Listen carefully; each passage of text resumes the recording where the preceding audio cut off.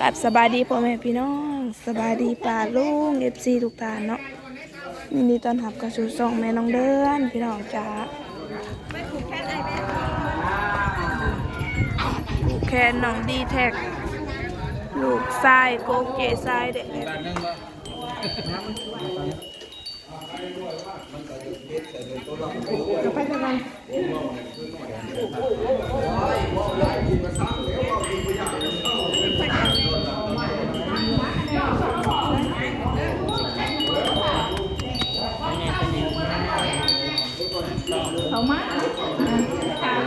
อย่าแย่ครับอย่าแย่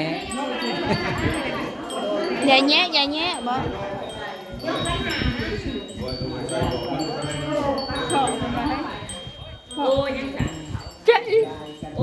ผูกแขนน้องดีแท็กยืนแล้วเนาะ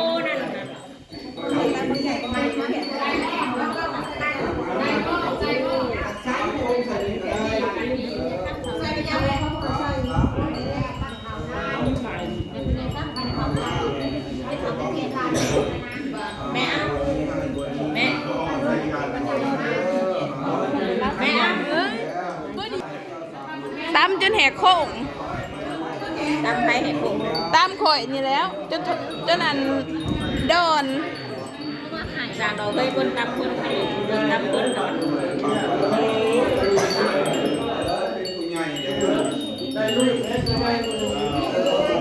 ผู้ใหญ่แล้ว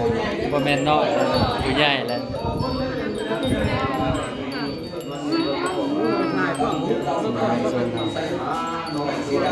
แทนน้องดีแท็กวันจันทร์พี่น้องยืนเรียนไรซ่าเมื่ออื่นวันอังคารเนาะก็แห่เคยไปส่งไปส่งอยู่บ้านเจ้าสาวหัวดำคำสั้น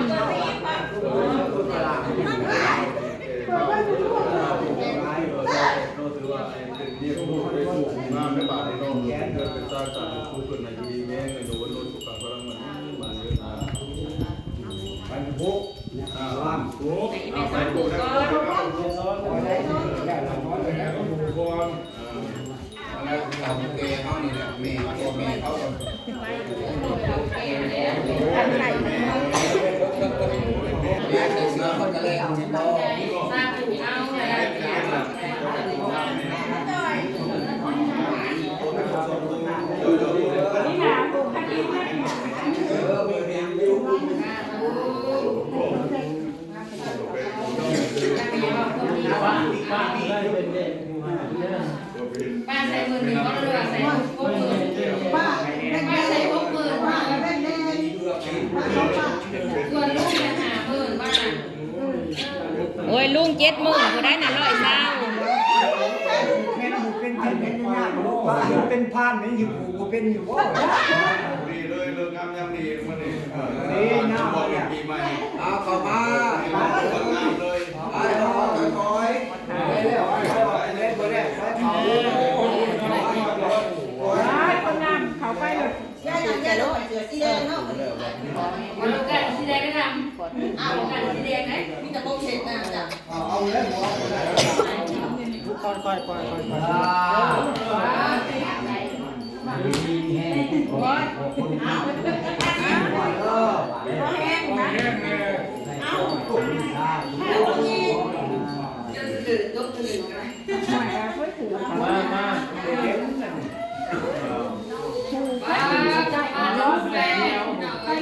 ผูกกระยับออกที่ตัวนกระยับออกมาพอไงพามผูกลอยเศร้าบ้านเนาะปลาวาน100,000ก็นอนเวก้ม100 บาท100สายด่วนเนาะเสี่ยวลุง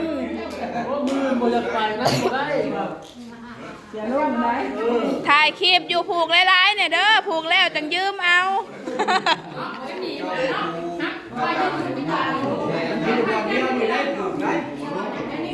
ผูกอยู่บนเดียวไปพุ่นบ่ได้ผูกดอกข้าเจ้าบ่ได้ผูกก่อต่อแขนป้าทางหลังน่ะใบม่วงพี่น้อง เลี้ยวเห็นใบสีม่วงม่วงอะไรผมเมาเลย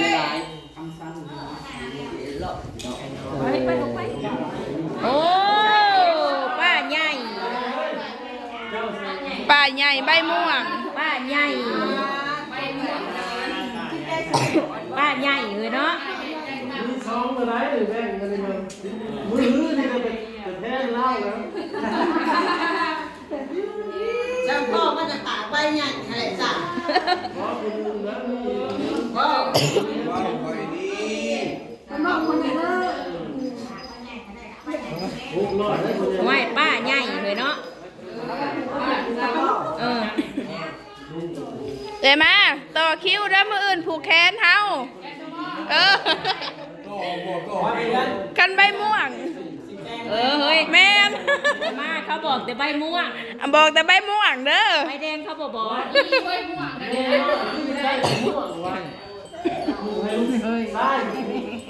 สาวเอื่อย100,000กีบพี่น้องเอ้ย เขียวลาวใครอยู่ใด ใบเขียวใบกว่าใบกล้วยไงมันใบกล้วยเป็นเองติ๊ก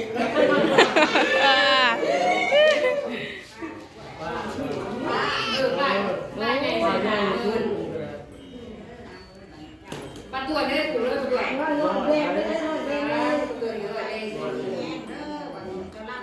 แข่งถูกอะไรใครเลยแค่เอาคุณน้องยิ้วปาก กำใจแน่ เทียมเนี่ยบอกเป็นล่าหน้าเด้อถืออย่าเทียมเนี่ย ไปเลยคนเมืองเส้นทองอยู่ เด็กคือพ่อนะพ่อว่าคนเดียวแม่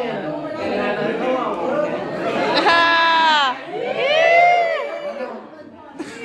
บ้านจุ้ย สาย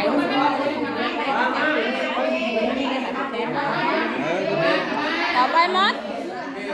ใจดีคนเดียว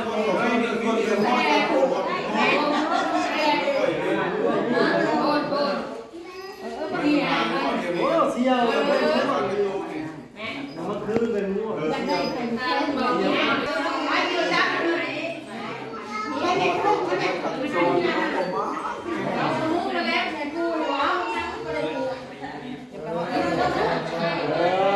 รกก็ลงมาผูกเองดอก บ่เป็นงามบ่เป็นงาม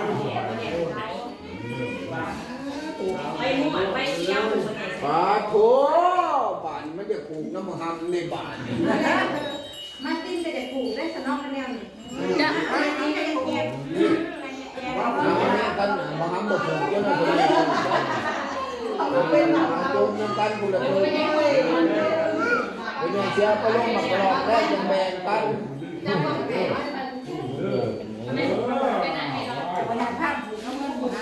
ถูกไปให้ไปให้แนะนำถูกให้ไปให้นั่งตรงนี้โม่เดือนเลยเนาะ เอาหาเงินได้ก่อน อันจะป้าได้โม่มันมีเงินตอนนี้ ไอ้โม่ฝากไว้100,000กับอะไรอันแทนจะไปขึ้น120,000ไหนเออ คือว่าสมทบ 200,000กันได้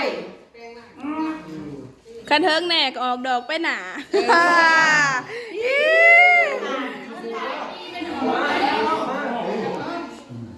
ปลูกมันสิได้ล้านเดียวเลยกันเลย ร้านนึงกับผูกไข่ตี้น่ะ ร้านหน้าบ้านร้านเดียว ร้านผู้เดียวเอาเมียเจ้าว่าอะไรชุด บอกท่านละสุด ร้านก็ไล่อยู่แล้วเอาเมียผู้เดียวนี่เอาเมียผู้เดียวบอกได้บ่เป็นหยัง ซีมนะไม่ม้มซีมน้ หักเดียวใจเดียว หักเดียวเดียว ลำด้วยลำด้วย สามด้วยทำดีทำนี่เป็นทำนี่เป็นท้องในลาย คนบ้า ย่านอย่างนี้เรื่องอย่างนี้ย่านแต่เขาตัวใจบอก ำถ้าเบิ่งอัน ใจเนี่ยปลาย บอสใหญ่พี่น้องถ้าเบิ่งปะเทามี ท่านอยู่ใกล้พ่ออยู่แล้วเพราะว่าที่มันอยู่นี่มันมากครับ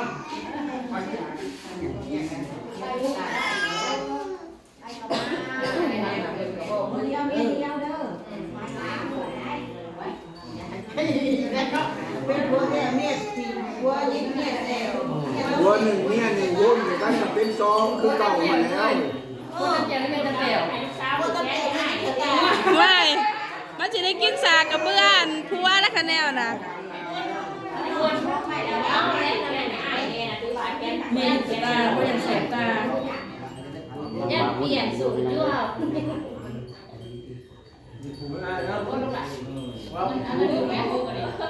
แกนไส้กับผูกผูกแค่หัวผูกแกนหัวขวัญมาผูกแกนไส้ขวัญยูให้ได้ทำกันด้วยแกนไส้กับผูกให้ได้ในลายนึง ว้าวแม่ อ๋อใจ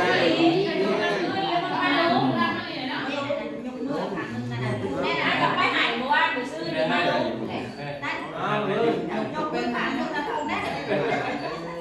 ลานก็จะได้แผ่นแค้นได้แม่ มาต้องการเดียวได้หมดอ่ะ สองพันเรียนก่อน อ่า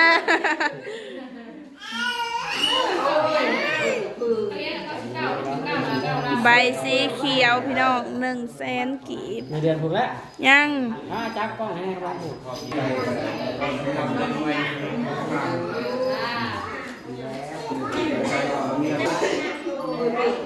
ตาเริ่มแบ่งเดียวมาอยู่ ก็กระลานลูกแม่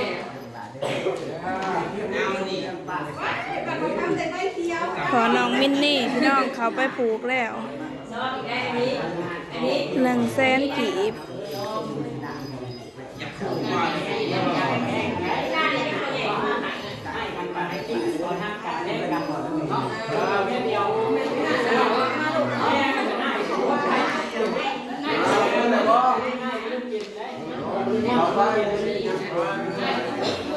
มือโกงมือเลย ร้ายหรอแพงไปซื้อนมให้ลาบอกว่ากินเอาเลย ตายแม่ไหนแล้วเลยได้